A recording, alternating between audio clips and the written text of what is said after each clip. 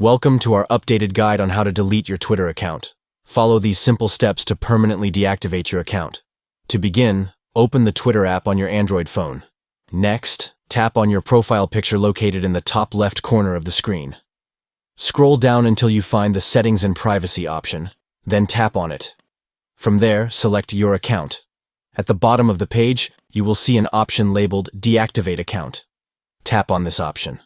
It's important to carefully read the terms for deactivation, as there is crucial information provided. Once you have reviewed the terms, tap on Deactivate to proceed. It's essential to note that Twitter implements a deactivation period for account deletion. During this period, which lasts for 30 days from the initiation of the deactivation process, you have the opportunity to recover your account. However, after this 30-day window, your Twitter account will be permanently deleted, and there will be no way to retrieve it. Ensure that you understand the implications of deleting your account before proceeding. Follow these steps diligently to deactivate your Twitter account successfully.